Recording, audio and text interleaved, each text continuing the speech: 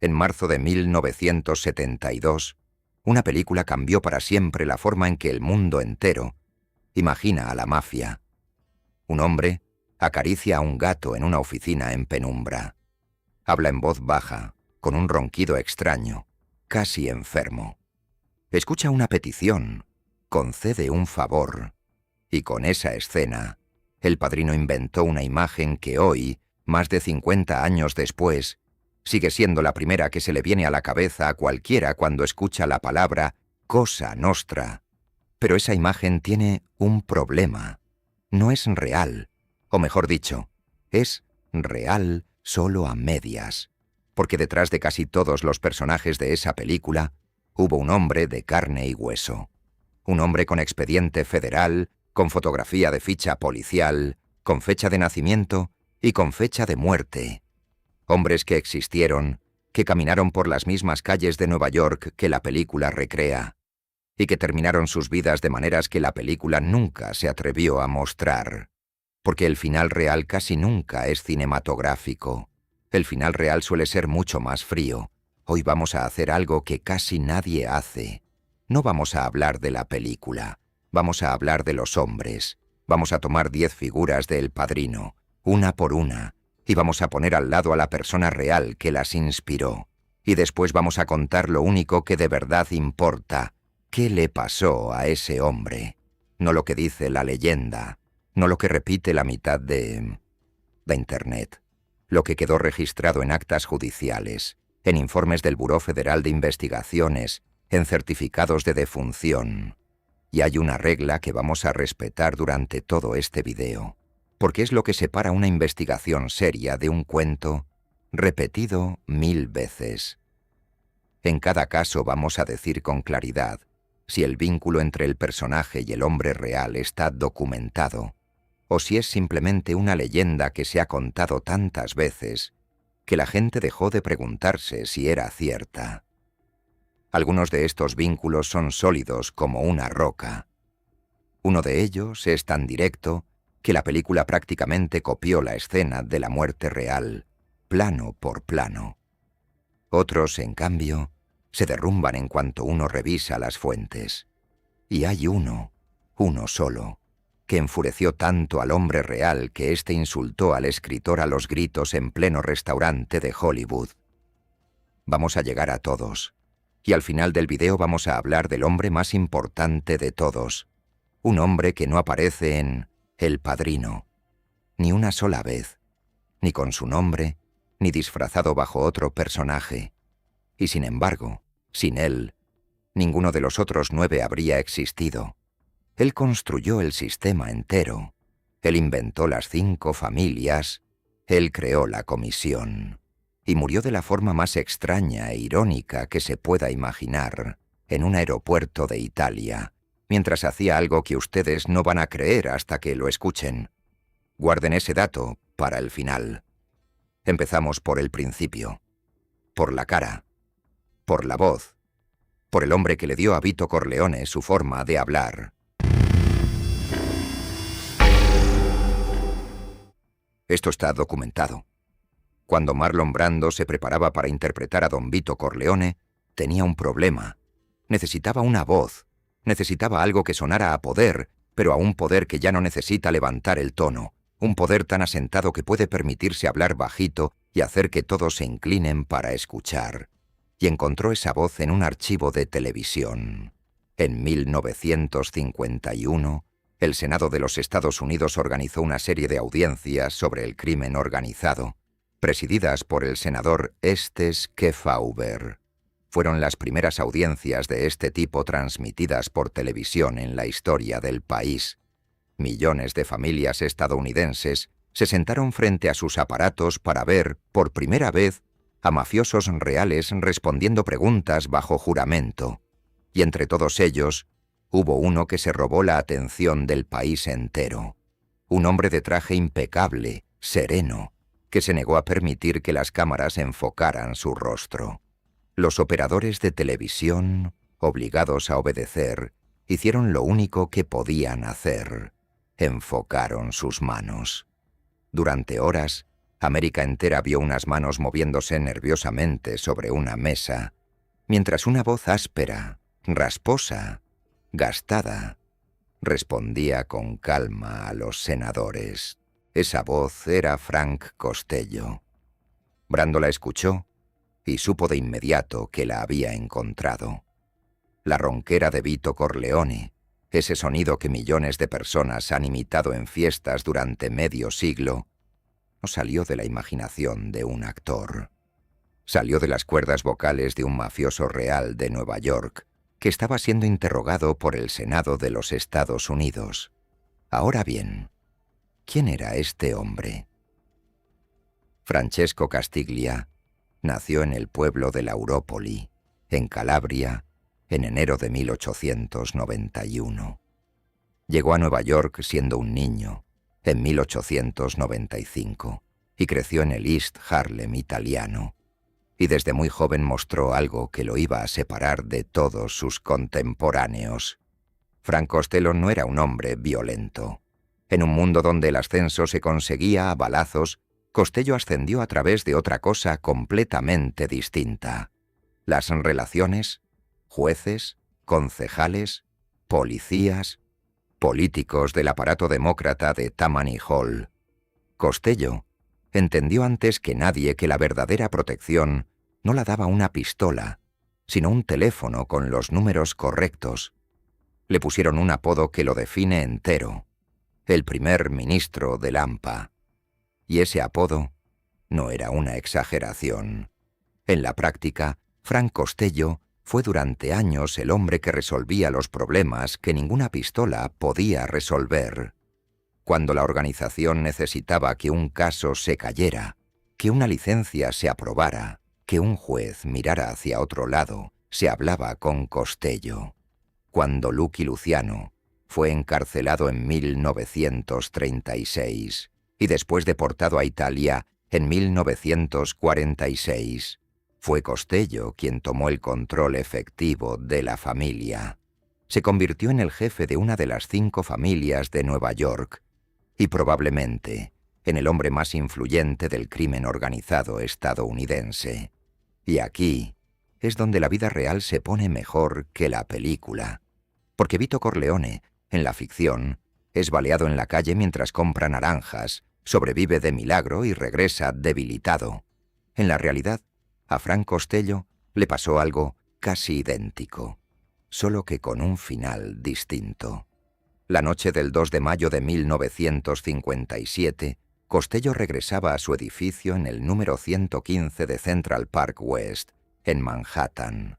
Un edificio elegante, un vestíbulo con portero, el tipo de lugar donde no ocurren estas cosas.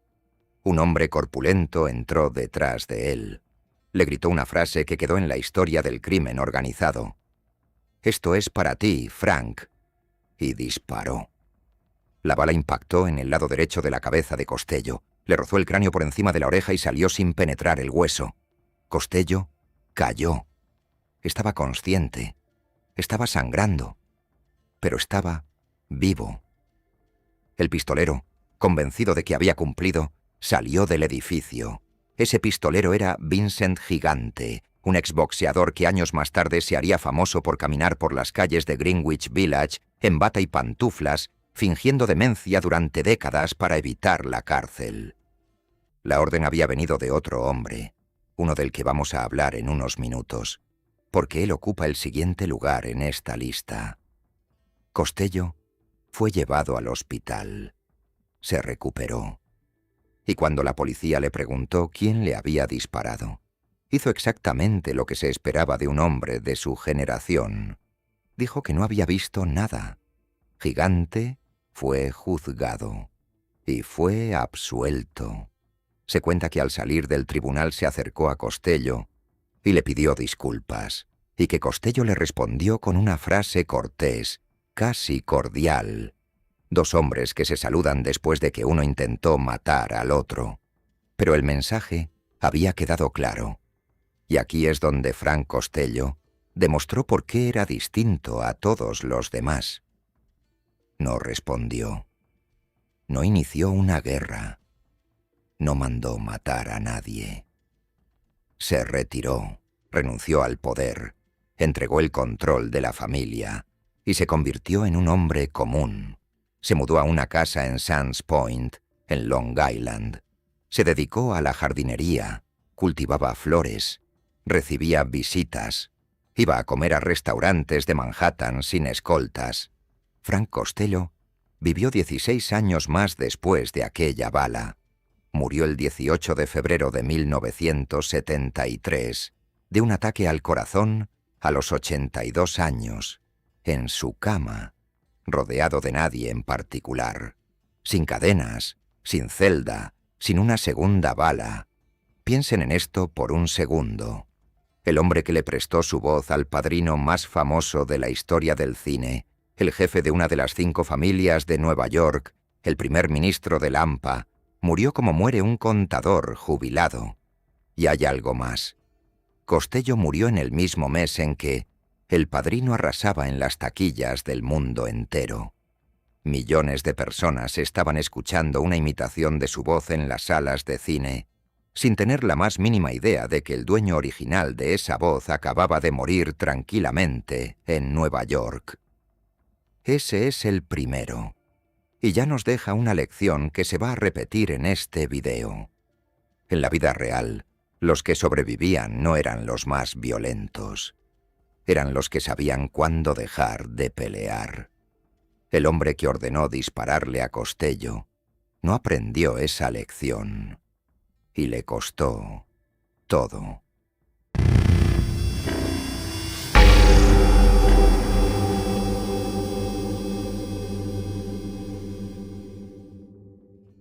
Número 9.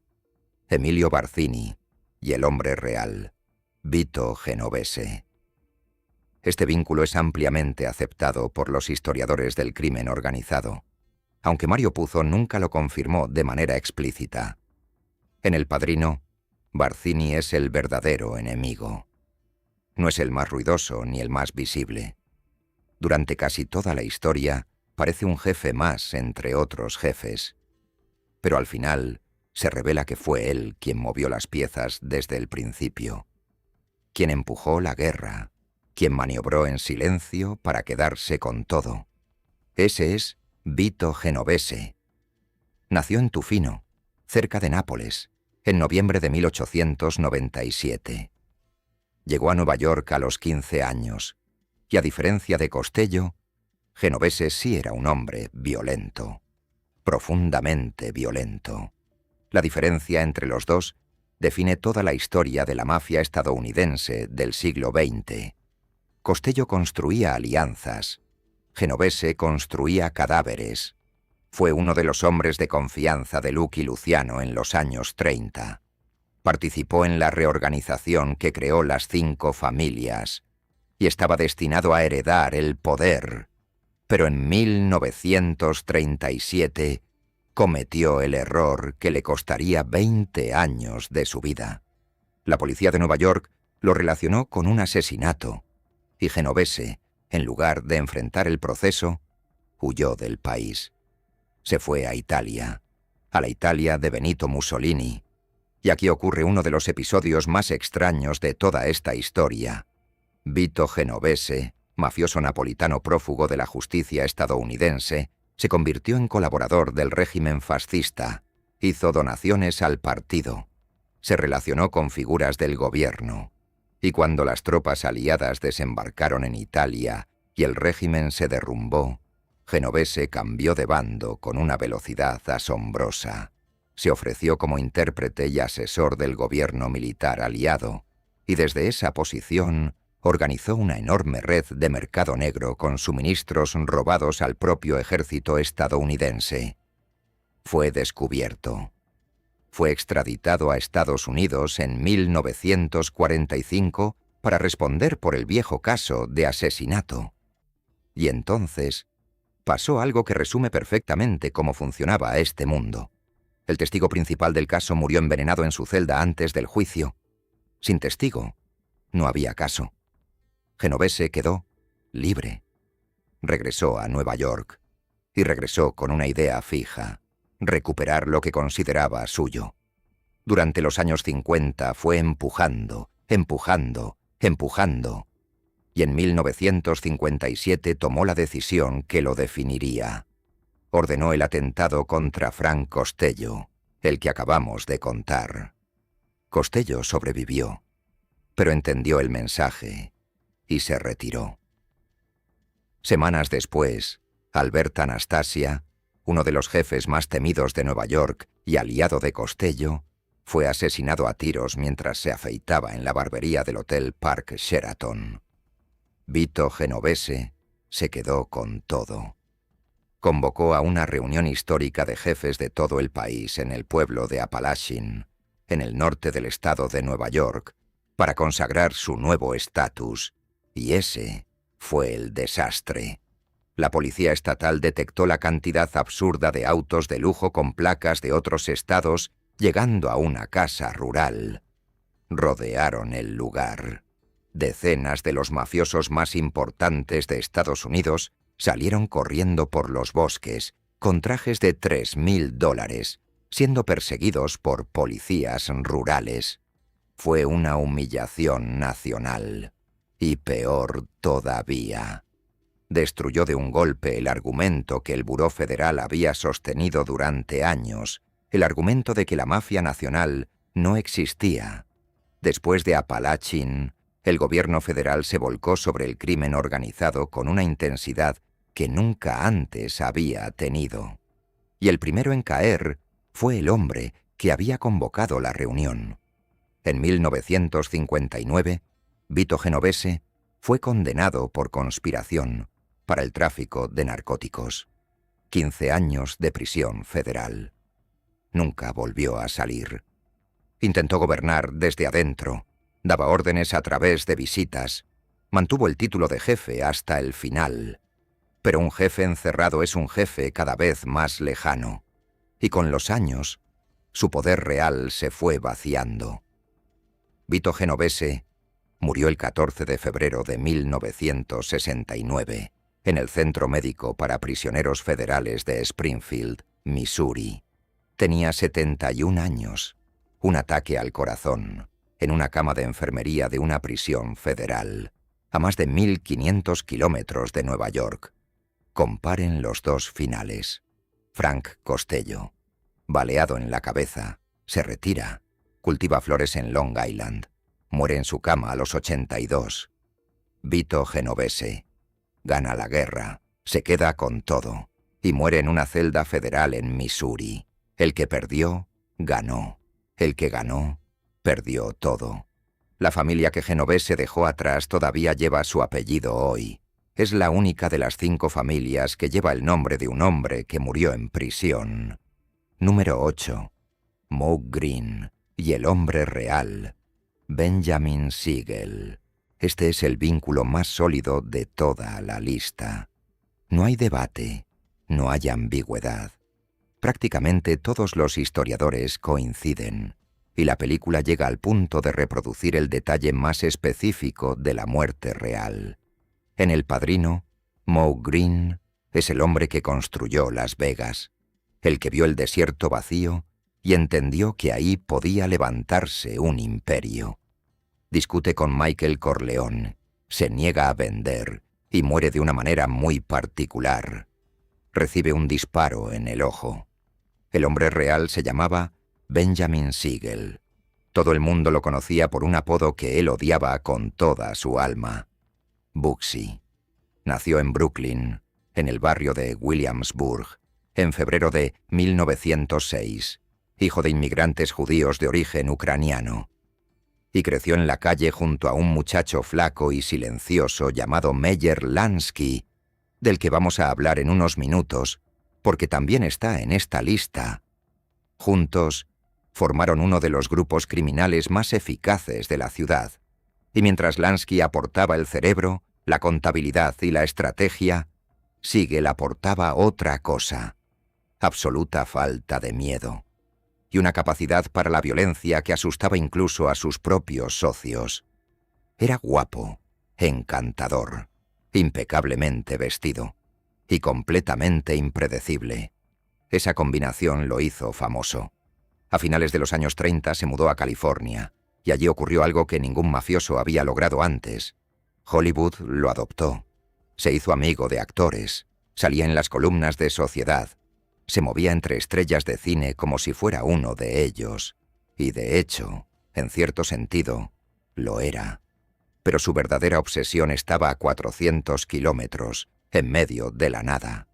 En 1945, Siegel se involucró en la construcción de un hotel casino en un tramo de carretera desértica en las afueras de un pueblo pequeño llamado Las Vegas.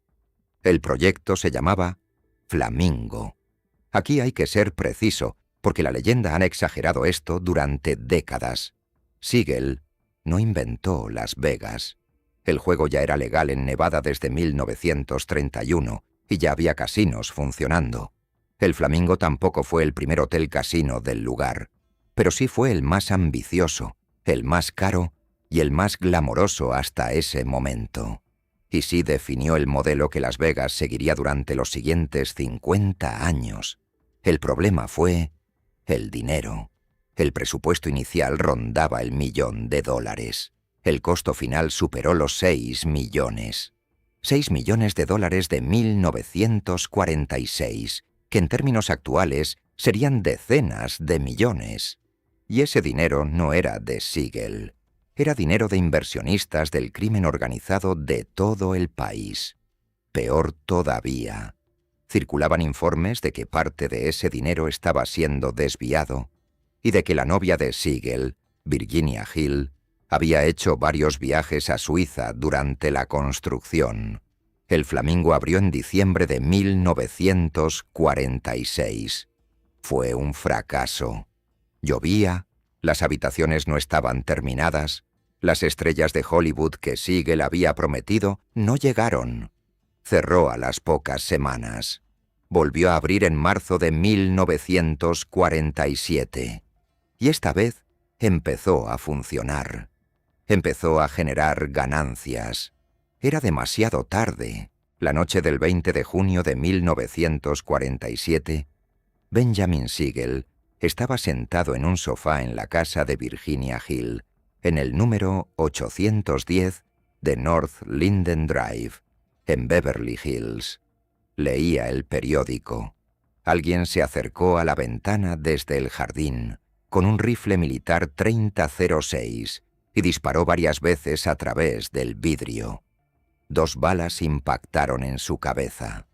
Una de ellas entró por la cuenca del ojo derecho con tal fuerza que le arrancó el ojo del cráneo, y este fue encontrado a varios metros de distancia, en el otro extremo de la habitación. Ese es el detalle. Ese es el disparo en el ojo de Moe Greene. La película no lo inventó, lo copió. Benjamin Siegel tenía 41 años. Y hay un epílogo perfecto. 20 minutos después del asesinato, 3 hombres entraron caminando tranquilamente al Flamingo, en Las Vegas. Se presentaron ante el personal y anunciaron que a partir de ese momento, ellos administraban el hotel. Todo estaba coordinado. El casino no cerró ni una noche. El caso nunca fue resuelto. Nadie fue acusado. Nadie fue juzgado. 78 años después, oficialmente, no sabemos quién mató a Bugsy Siegel, y el hombre que más lo conocía, su amigo de la infancia, el que estaba en la posición de saberlo todo, negó cualquier participación hasta el día de su muerte. Ese hombre es el siguiente en la lista.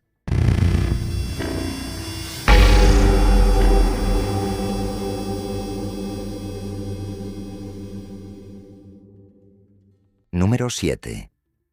Hyman Roth y el hombre real, Meyer Lansky. Este vínculo está prácticamente confirmado, y tenemos una prueba poco común. Se cuenta que el propio Lansky, después de ver la segunda parte de El Padrino, llamó por teléfono al actor Lee Strasberg para felicitarlo por la interpretación, y que después agregó una queja. Le pareció que el personaje no era lo suficientemente simpático. En El Padrino, parte 2, Hyman Roth es el socio más peligroso de todos. No grita, no amenaza. Es un anciano enfermo que come pastel de cumpleaños mientras reparte un país entero sobre una mesa, y es el único personaje que le gana la partida a Michael Corleone durante casi toda la película. Meyer Lansky nació en Grodno, en el Imperio Ruso, en lo que hoy es Bielorrusia, en 1902. Su nombre original era Mayer Suchowliansky. La familia emigró a Nueva York cuando él era un niño y se instaló en el Lower East Side.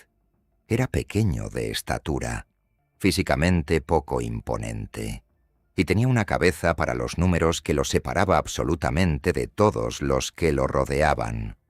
En las calles del Lower East Side conoció a dos personas que definirían su vida: Benjamin Siegel, del que acabamos de hablar, y un joven siciliano llamado Salvatore Lucania, que el mundo llegaría a conocer como Lucky Luciano. Y aquí está la clave para entender a Meyer Lansky. Lansky era judío, no era italiano, no era siciliano. Por lo tanto, según las reglas de la Cosa Nostra, no podía ser miembro, no podía ser un hombre hecho, no podía ser jefe de nada, nunca. Y sin embargo, durante casi 40 años, Meyer Lansky fue una de las personas más influyentes del crimen organizado de Estados Unidos. ¿Cómo? Porque hizo algo mucho más inteligente que buscar un título. Se hizo indispensable. Lansky entendió antes que nadie que el negocio real no era el contrabando, ni la extorsión, ni siquiera el juego en sí mismo. El negocio real era el dinero. ¿Qué se hace con él después? ¿Cómo se mueve? ¿Cómo se limpia? ¿Cómo se guarda donde ningún fiscal pueda alcanzarlo? Construyó estructuras de casinos, sociedades, cuentas en el extranjero. Trabajó con bancos en Suiza. Fue uno de los primeros en usar sistemáticamente la banca offshore para el dinero del crimen organizado. Mucho de lo que hoy se enseña en cursos de lavado de activos son variaciones de cosas que Meyer Lansky estaba haciendo en los años 50. Y su obra maestra fue Cuba. Durante la dictadura de Fulgencio Batista, Lansky construyó en La Habana algo que Las Vegas todavía no era: una capital internacional del juego, con hoteles de lujo, casinos elegantes y una relación directa con el gobierno del país. El Hotel Riviera, inaugurado en 1957, fue el símbolo de ese proyecto. Y todo eso desapareció en una sola noche. El 1 de enero de 1959, la Revolución cubana triunfó. Batista huyó del país, y con él se fue el negocio. Los casinos fueron atacados por multitudes, después intervenidos y finalmente nacionalizados. Meyer Lansky perdió una fortuna. Distintas estimaciones hablan de varios millones de dólares de la época. Y esa es exactamente la trama de la segunda parte de El Padrino. Los socios reunidos en La Habana, repartiendo el futuro, mientras la revolución ya está entrando por la puerta. Ahora, ¿qué le pasó a este hombre de verdad? Aquí está lo notable de Meyer Lansky. Nunca cumplió una condena significativa. En toda su vida. Fue investigado durante décadas por el Buró Federal, por el Departamento del Tesoro, por comisiones del Congreso, y nunca lograron sostener un caso importante contra él.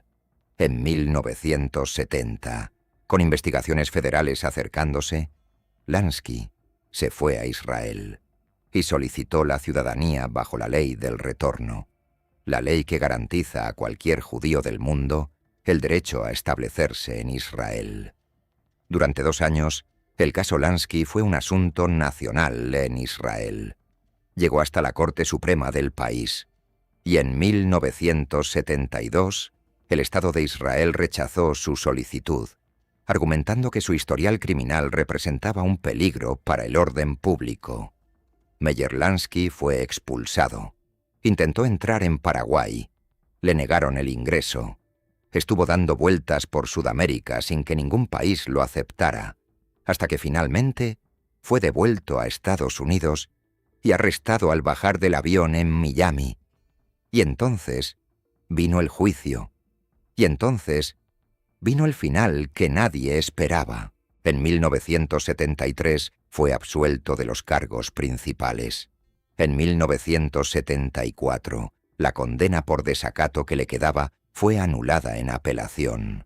Meyer Lansky quedó libre. Definitivamente libre. Pasó sus últimos años en Miami Beach, en un apartamento modesto.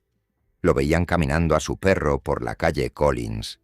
Comía en cafeterías comunes. Recibía llamadas de periodistas y a veces las contestaba. Murió el 15 de enero de 1983, de cáncer de pulmón, a los 80 años. Y aquí viene la pregunta que sigue abierta hasta hoy. Durante años, el Buró Federal estimó que Meyer Lansky había acumulado una fortuna oculta que podría llegar a los 300 millones de dólares. La cifra apareció en informes, en artículos de prensa, en libros. Cuando murió, su familia declaró que Meyer Lansky dejó unos pocos cientos de miles de dólares. Prácticamente nada, para los estándares de lo que se le atribuía. Nunca se encontró el dinero. Nunca. Ni una cuenta, ni una propiedad, ni un rastro. Y hay dos explicaciones posibles, y ambas son fascinantes. La primera, el dinero nunca existió, y el Buró Federal pasó 30 años persiguiendo un fantasma que ellos mismos habían inflado. La segunda, el dinero existió, y Meyer Lansky fue tan bueno escondiéndolo que sigue escondido hoy, 43 años después de su muerte. No sabemos cuál de las dos es cierta, y probablemente eso es exactamente lo que él quería. Número 6. Johnny Fontane y el hombre real, Frank Sinatra. Y aquí tenemos que frenar, porque este es el caso donde la leyenda es más grande que los hechos. Este vínculo nunca fue confirmado. Mario Puzo lo negó. Y sin embargo es el vínculo del que más se ha hablado en la historia de esta película. En El Padrino, Johnny Fontane es un cantante de enorme éxito, ahijado de Vito Corleone, que atraviesa una crisis en su carrera. Quiere un papel en una película. El estudio se lo niega, y El Padrino resuelve el problema de una forma que todo el mundo recuerda. A la mañana siguiente, el productor despierta con la cabeza de su caballo de carreras en la cama. Cuando la novela se publicó en 1969, medio Estados Unidos leyó ese personaje y pensó exactamente lo mismo. Es Sinatra. Y Frank Sinatra lo pensó también. Existe un episodio muy documentado. En 1970, en el restaurante Chasen's de Los Ángeles, Mario Puzo fue presentado a Frank Sinatra, y Sinatra, en lugar de saludarlo, comenzó a insultarlo a los gritos delante de todo el salón. Puzo lo relató después en un ensayo. Escribió que salió del restaurante humillado y que, curiosamente, en ese momento entendió que había hecho algo importante. Ahora, separemos los hechos. Lo que es cierto, documentado y sin discusión. Frank Sinatra tuvo contacto real con figuras del crimen organizado. Existe una fotografía tomada en La Habana en 1946, en el Hotel Nacional, durante la famosa conferencia de jefes mafiosos, en la que Sinatra aparece con Lucky Luciano y otros. Sinatra fue fotografiado en camerinos con miembros de la familia Gambino. El Buró Federal mantuvo un expediente sobre él durante décadas, que hoy es público y tiene más de 1000 páginas. Nada de eso lo convierte en criminal. En aquella época, cualquier cantante que trabajara en clubes nocturnos de Estados Unidos trabajaba tarde o temprano en un local con vínculos con el crimen organizado. Simplemente no había otra forma de hacer esa carrera. Ahora, la parte de la leyenda. La historia dice que a comienzos de los años 40, Sinatra estaba atrapado en un contrato con el director de orquesta Tommy Dorsey. Un contrato que le daba a Dorsey un porcentaje enorme de sus ingresos futuros. Y la leyenda sostiene que un mafioso de Nueva Jersey llamado Willie Moretti visitó a Dorsey, Le puso una pistola en la boca y consiguió que firmara la liberación por $1. ¿Es cierto? No hay una sola prueba documental de ese episodio. Ninguna. Dorsey dio versiones distintas en distintos momentos de su vida, y en varias de ellas mencionó presiones, pero nunca describió esa escena. Los biógrafos serios de Sinatra consideran que la liberación del contrato fue producto de una negociación legal y financiera larga, con abogados y agentes, no de una amenaza con arma. Es decir, la escena más famosa de El Padrino, la cabeza de caballo, y el episodio real que supuestamente la inspiró, probablemente nunca ocurrió. Pero es una historia demasiado buena, y por eso lleva 80 años circulando. ¿Y qué le pasó a Frank Sinatra? Le pasó todo lo contrario que a los demás hombres de esta lista. Ganó 9 premios Grammy, ganó un Oscar, vendió más de 150 millones de discos, cantó en la toma de posesión de un presidente de Estados Unidos. En 1985 recibió la Medalla Presidencial de la Libertad, la más alta condecoración civil del país, de manos del presidente Ronald Reagan. Murió el 14 de mayo de 1998 de un ataque al corazón en Los Ángeles a los 82 años, en un hospital, con su familia al lado. Las luces del Empire State Building en Nueva York se tiñeron de azul en su honor. De los 10 hombres de esta lista, Frank Sinatra es el único que salió, el único que rozó ese mundo, tomó lo que necesitaba de él y se marchó hacia otra cosa completamente distinta. Y por eso es el caso más interesante de todos, porque demuestra que la leyenda de la mafia era tan poderosa que podía manchar durante toda su vida la reputación de un hombre que, hasta donde llega la evidencia, nunca cometió un delito. El siguiente hombre no tuvo esa suerte, y su caída empezó exactamente por donde nadie la esperaba, por su propia boca.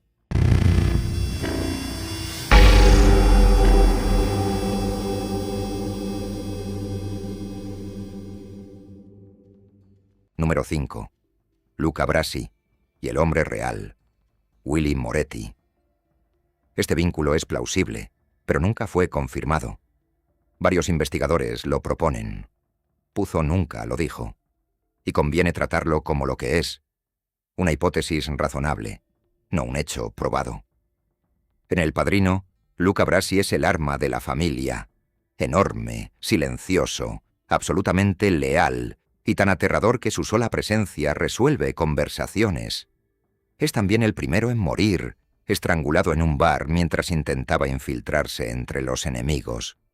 Guglielmo Moretti, conocido como Willie Moretti, nació en Nueva York en 1894. Era primo lejano de Frank Costello, y durante décadas fue el hombre que controlaba el norte de Nueva Jersey.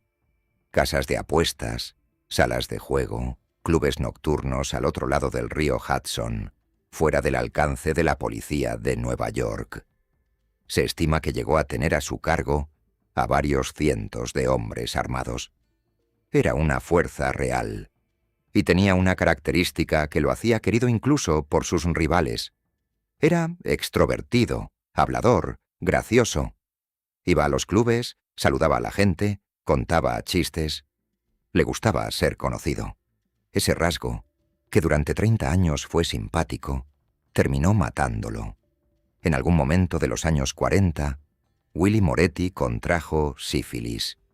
La enfermedad no fue tratada a tiempo y avanzó hasta afectar el sistema nervioso central, una condición conocida como neurosífilis, que en su etapa avanzada produce deterioro cognitivo, cambios de personalidad y pérdida del control de los impulsos. Y ahí empezó el problema. Moretti empezó a hablar, en público, sin filtro, en 1950, cuando fue citado a declarar ante el comité Kefauver, el mismo comité donde Frank Costello se negó a mostrar la cara. Willie Moretti hizo exactamente lo contrario. Se presentó de buen humor, bromeó con los senadores, respondió preguntas con soltura. Cuando le preguntaron si existía la mafia, contestó con evasivas ingeniosas que hicieron reír a la sala. Se convirtió, brevemente, en un personaje popular en la televisión estadounidense. Sus socios no se rieron, porque un hombre con el cerebro dañado, que disfruta hablando en cámara ante el Senado de los Estados Unidos y que conoce absolutamente todos los secretos de la organización, es la peor amenaza imaginable. Se dice que hubo advertencias, que le pidieron retirarse, que se fuera a descansar al oeste, que dejara de aparecer en público, y que Moretti, con la enfermedad ya avanzada, no era capaz de entender por qué. La decisión se tomó en la comisión, y se justificó con un argumento que suena grotesco, y que sin embargo era, en la lógica interna de ese mundo, un gesto de consideración. Se dijo que era un asesinato por misericordia, que era mejor matarlo ahora, mientras todavía era un hombre respetado, que dejarlo hundirse en la locura y arrastrar a todos con él. El 4 de octubre de 1951, Willie Moretti llegó a un restaurante llamado Joe's Elbow Room, en Cliffside Park, Nueva Jersey. Se sentó a una mesa con 4 hombres. Era un almuerzo. Los meseros vieron que conversaban con normalidad, en italiano, riéndose. En algún momento, las meseras se retiraron hacia la cocina. Se escucharon los disparos. Cuando volvieron, la mesa estaba vacía y Moretti estaba en el suelo, boca arriba, con la servilleta todavía puesta. Tenía 57 años. El caso nunca fue resuelto. Y hay un detalle final que le da a esta historia toda su dimensión humana. Willie Moretti no fue traicionado por un enemigo. Fue eliminado por sus propios amigos, por hombres que lo apreciaban, por una decisión que ellos mismos describieron como un acto de piedad. En El Padrino, Luca Brasi muere por lealtad, cumpliendo una misión. En la realidad, el hombre que probablemente lo inspiró murió porque una enfermedad le quitó la capacidad de guardar silencio. No lo mató la traición, lo mató su propia lengua. Número 4. Frank Pentangeli y el hombre real, Joseph Valachi. Y este es, en mi opinión, el caso más importante de todo este video. Porque aquí la película y la realidad se separan en el punto exacto que más importa, y esa diferencia cambió la historia del crimen organizado en Estados Unidos. En El Padrino Parte 2, Frank Pentangeli es un veterano de la vieja guardia que se enemista con Michael Corleone y termina sentado ante un comité del Senado, listo para testificar y derrumbar toda la organización. Y entonces, en la escena más tensa de la película, Michael entra a la sala acompañado por el hermano de Pentangeli, traído desde Sicilia. Ninguno de los dos dice una palabra, solo se miran, y Pentangeli se retracta. Niega todo lo que había declarado. La audiencia se derrumba, y poco después, siguiendo el código romano antiguo del que le habla Tom Hagen, se quita la vida en una bañera. El hombre real no se retractó. Joseph Valachi nació en el East Harlem de Nueva York en septiembre de 1904. Fue soldado raso. Nunca fue jefe, nunca fue subjefe, nunca fue capo. Durante más de 30 años fue exactamente lo que su nombre indicaba, un soldado. Manejó apuestas, préstamos usurarios, algunos negocios menores. Participó en la guerra de Castellamare a principios de los años 30. Fue absorbido por la organización que después dirigiría Vito Genovese. En 1959 fue condenado por narcóticos, en el mismo caso que llevó a prisión a Genovese, y ambos terminaron en el mismo lugar, la Penitenciaría Federal de Atlanta. Y ahí ocurrió el episodio que lo cambió todo. Valachi se convenció de que Genovese había ordenado su muerte. Existe un relato muy repetido según el cual Genovese le dio un beso en la mejilla, el llamado beso de la muerte.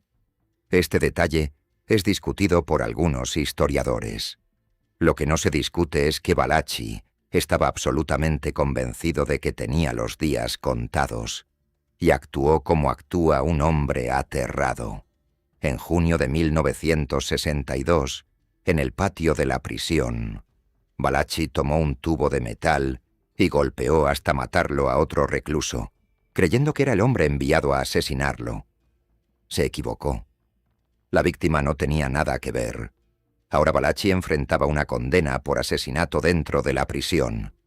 Y no tenía nada que perder. Habló. Y lo que Joseph Valachi le entregó al gobierno de Estados Unidos no tuvo precedentes. Describió la estructura, describió los rangos: soldado, capo, consigliere, subjefe, jefe. Describió la ceremonia de iniciación. Describió la comisión. Nombró familias, nombró hombres, nombró asesinatos y dio un nombre. Dijo que dentro de la organización nadie la llamaba mafia, la llamaban Cosa Nostra, nuestra cosa. En octubre de 1963, Joseph Valachi se sentó ante el Subcomité Permanente de Investigaciones del Senado, presidido por el senador John McClellan, y lo dijo todo ante las cámaras de televisión. Fue el primer miembro iniciado de la Cosa Nostra en confirmar públicamente, bajo juramento, que la organización existía. Hay que entender lo que eso significó. Durante décadas, el director del Buró Federal de Investigaciones, John Edgar Hoover, había sostenido que no existía una organización criminal nacional. Apalachín ya había golpeado esa postura en 1957. Valachi la destruyó definitivamente en 1963. A partir de ahí, todo cambió. El vocabulario que hoy usa cualquier persona para hablar de la mafia, el mismo vocabulario que usa El Padrino, entró al conocimiento público en gran parte gracias a este soldado raso. ¿Y qué le pasó? Nada espectacular. Y eso es lo interesante. Valachi no fue liberado. No recibió una nueva identidad ni una casa en la playa. El Programa Federal de Protección de Testigos, tal como lo conocemos hoy, todavía no existía. Fue trasladado a la Institución Correccional Federal de La Tuna, en Texas, y mantenido bajo custodia especial y aislamiento, con una recompensa sobre su cabeza que, según distintos relatos, superaba los $100,000. Nadie la cobró. Joseph Valachi murió el 3 de abril de 1971 de un ataque al corazón en su celda de La Tuna. Tenía 66 años, llevaba casi 12 años preso y nunca se retractó, ni una sola vez. Hasta el último día sostuvo cada palabra de lo que había declarado. Esa es la diferencia con la película. Frank Pentangeli se retracta y se mata. Joseph Valachi sostuvo su testimonio y murió de viejo en una celda. Y esa diferencia importa, porque la película nos ofrece un final donde el código antiguo todavía funciona, donde la lealtad y el silencio ganan al final. La realidad nos ofrece algo mucho más incómodo. El código se rompió. Y lo rompió el hombre menos importante de toda la organización. Los siguientes dos hombres pertenecen a un mundo más antiguo, un mundo anterior a las audiencias del Senado, anterior a las cámaras de televisión, y sus finales son los más silenciosos de esta lista.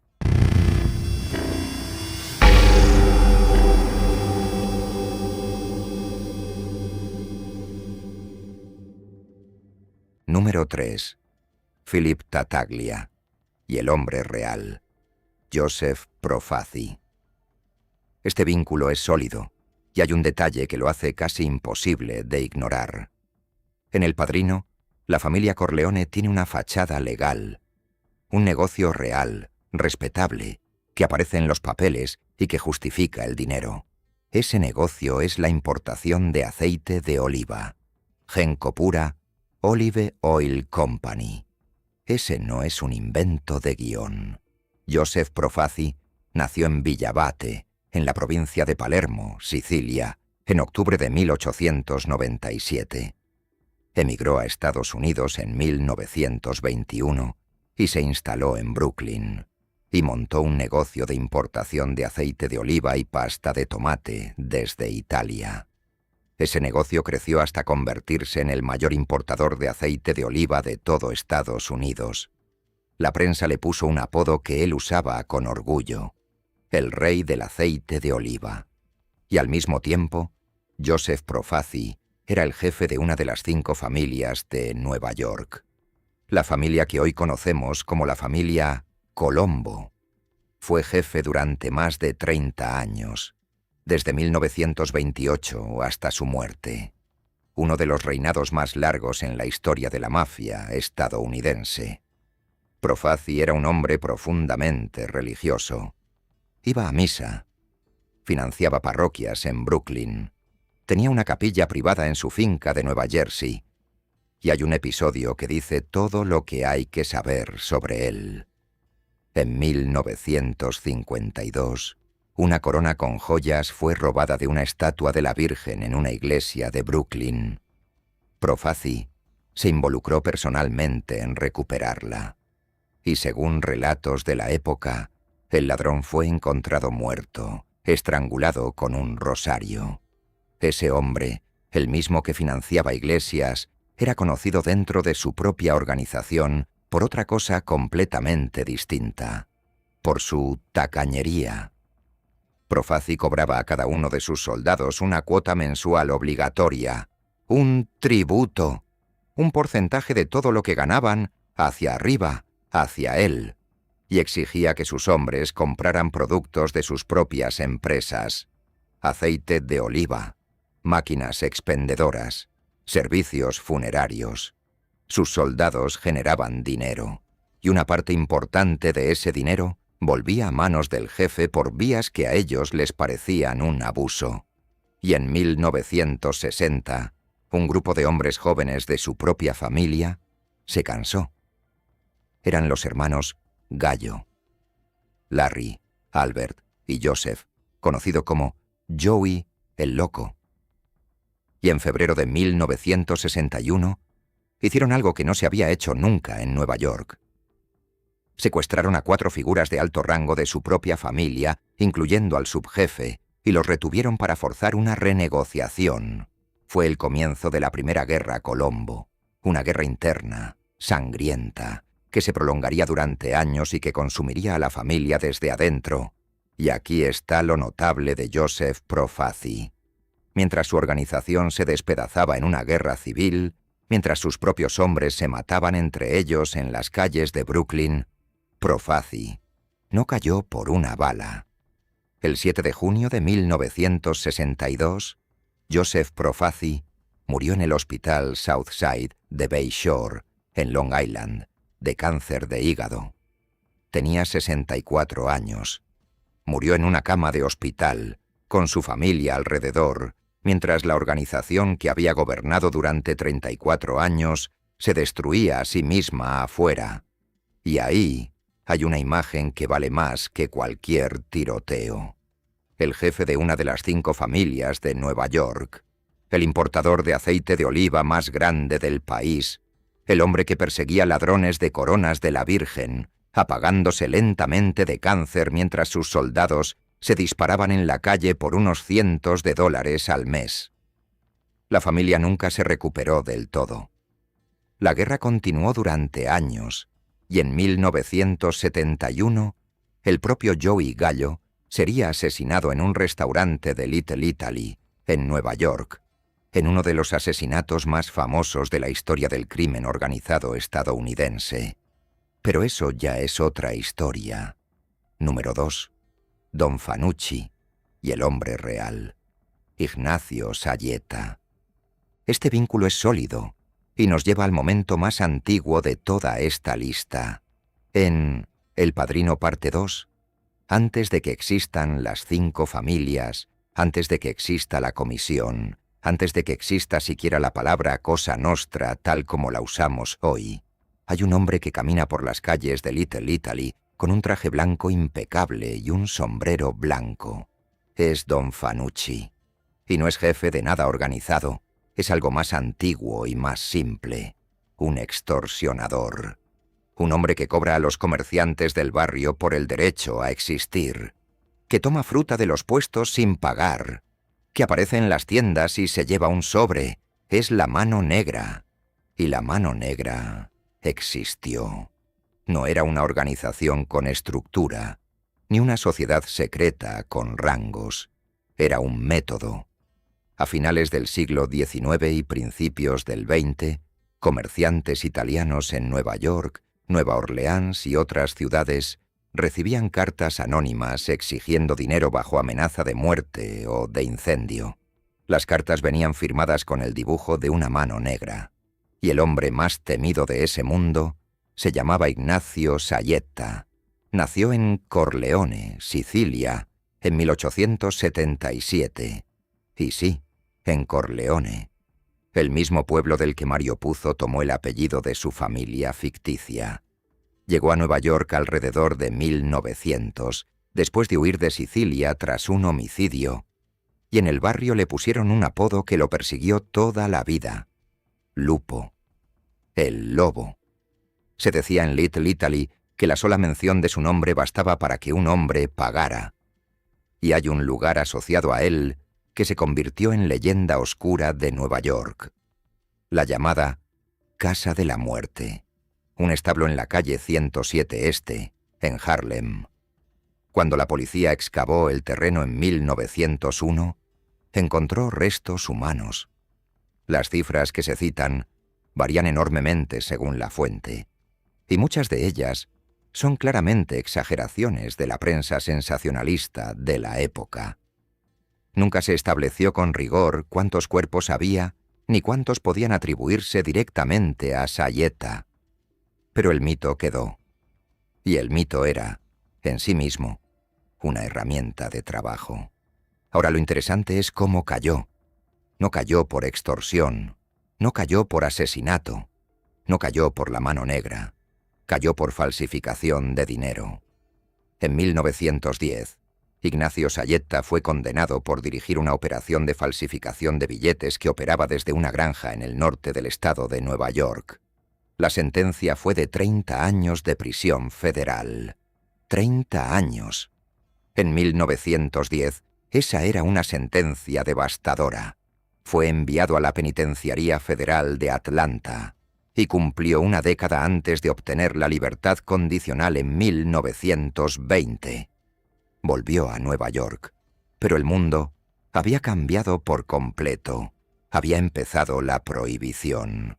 El dinero ya no estaba en cartas amenazantes a panaderos, estaba en camiones cargados de alcohol, y una nueva generación, más joven, mejor organizada y mucho más ambiciosa, estaba construyendo algo que Saietta no entendía.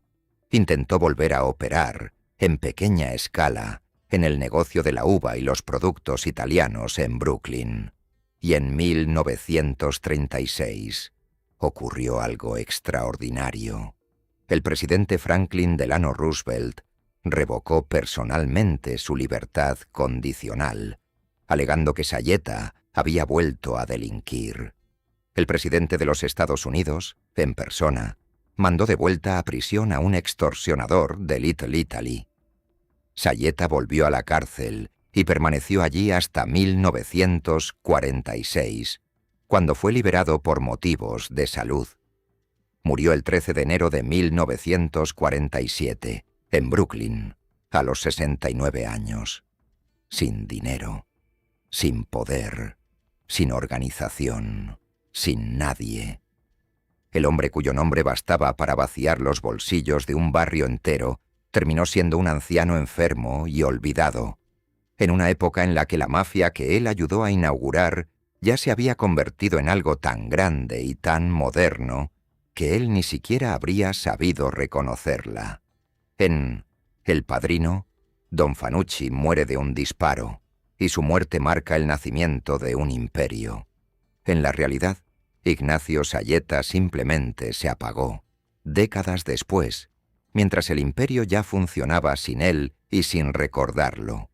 Y ese imperio tenía un arquitecto un hombre que diseñó la estructura entera en una sola reunión y que aparece en El Padrino disfrazado de escena.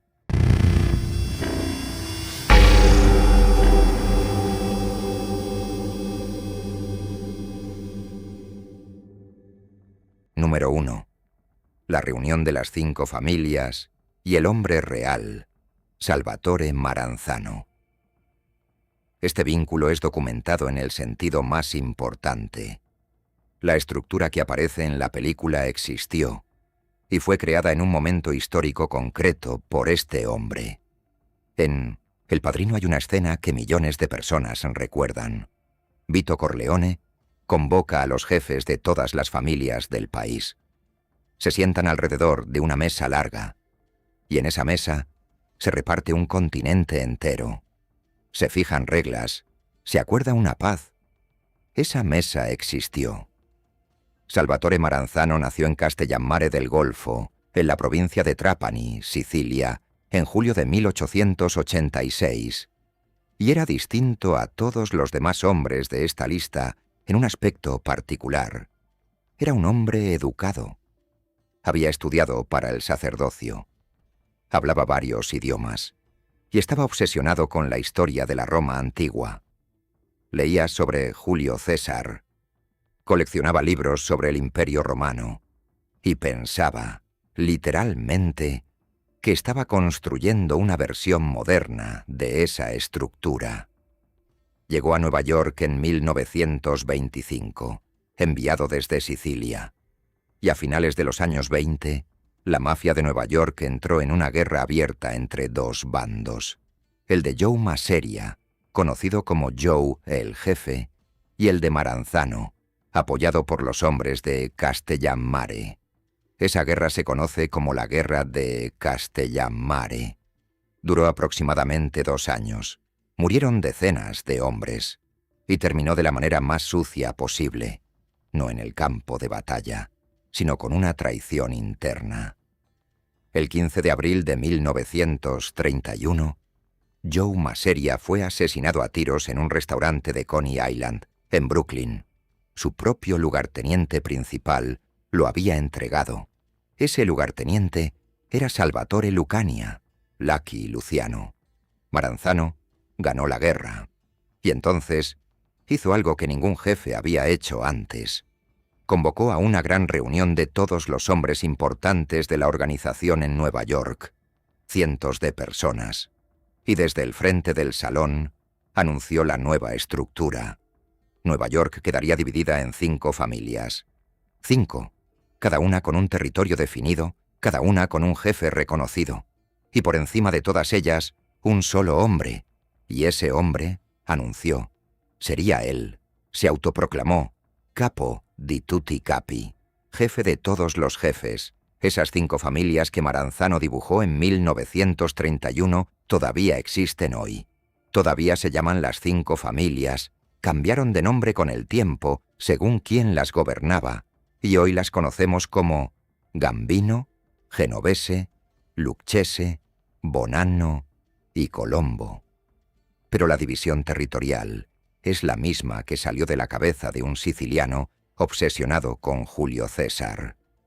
Es el legado organizativo más duradero de la historia del crimen organizado estadounidense, y su creador lo disfrutó durante 5 meses. Porque Lucky Luciano, el hombre que había entregado a Maseria, había hecho un cálculo muy simple. No había traicionado a un jefe para servir a otro.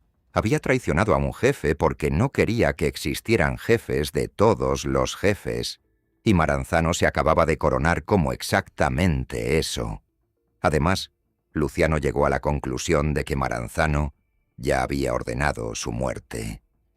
Actuó primero.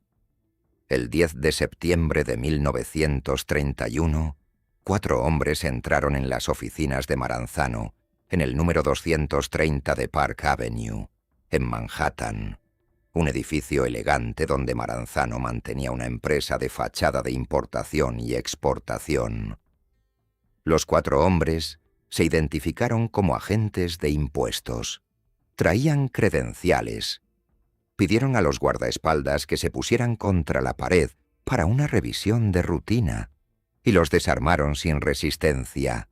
Entraron a la oficina interior, y ahí, a Salvatore Maranzano, lo apuñalaron y le dispararon. Tenía 45 años.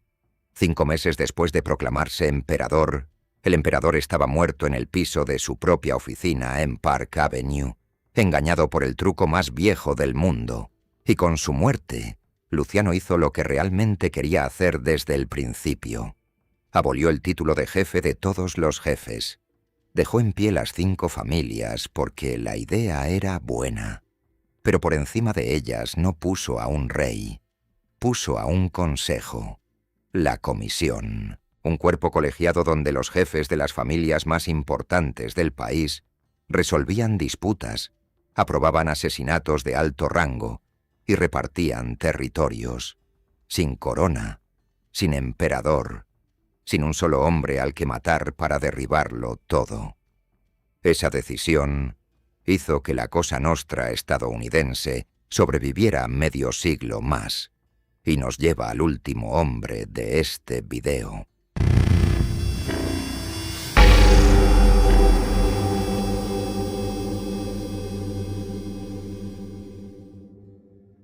Hemos recorrido 10 figuras. Un jefe que murió en su cama cultivando flores. Un jefe que murió en una enfermería carcelaria en Missouri. Un hombre al que le dispararon en el ojo en Beverly Hills. Un contador que escondió una fortuna que nadie encontró jamás. Un cantante que salió limpio. Un hombre al que mataron sus amigos por piedad. Un soldado raso que rompió el silencio de toda una organización. Un rey del aceite de oliva muerto de cáncer mientras su familia se destrozaba.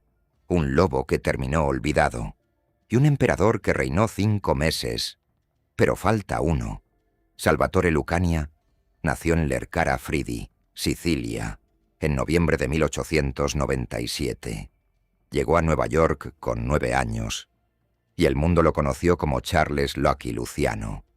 No aparece en El Padrino, ni con su nombre, ni convertido en otro personaje, y sin embargo, todo lo que pasa en esa película pasa dentro de una estructura que él construyó. Él entregó a Maseria. Él eliminó a Maranzano. Él abolió la corona. Él creó la comisión. Él decidió que italianos y judíos podían hacer negocios juntos, cosa que las viejas generaciones sicilianas consideraban impensable, y por eso Meyer Lansky pudo existir. Él convirtió una colección de pandillas de barrio en una empresa nacional. Y su vida terminó con la ironía más perfecta que se pueda pedir. En 1936 fue condenado por proxenetismo, un caso construido por el fiscal Thomas Dewey, con una sentencia de 30 a 50 años. Un final humillante para el arquitecto del AMPA estadounidense. Pero llegó la Segunda Guerra Mundial, y ocurrió una de las historias más extrañas del siglo XX. La Marina de Estados Unidos, preocupada por sabotajes en los muelles de Nueva York, buscó ayuda donde sabía que estaba el control real de esos muelles, en el crimen organizado. La operación se conoció después como Operación Underworld. Luciano, desde la prisión, prestó su influencia. Y existe un debate histórico que continúa hasta hoy sobre cuánta ayuda real prestó, y sobre si esa ayuda fue significativa para la invasión aliada de Sicilia. Lo que no está en duda es el resultado. En 1946, su sentencia fue conmutada con una condición: deportación permanente a Italia. Luciano nunca volvió a pisar Estados Unidos. Pasó sus últimos 16 años en Nápoles, vigilado por la policía italiana, seguido por agentes estadounidenses, sin poder salir del país. Vivía en un apartamento, iba a los mismos restaurantes, recibía a periodistas y a curiosos. Era, en la práctica, una atracción turística. La gente iba a Nápoles a ver si lograba verlo.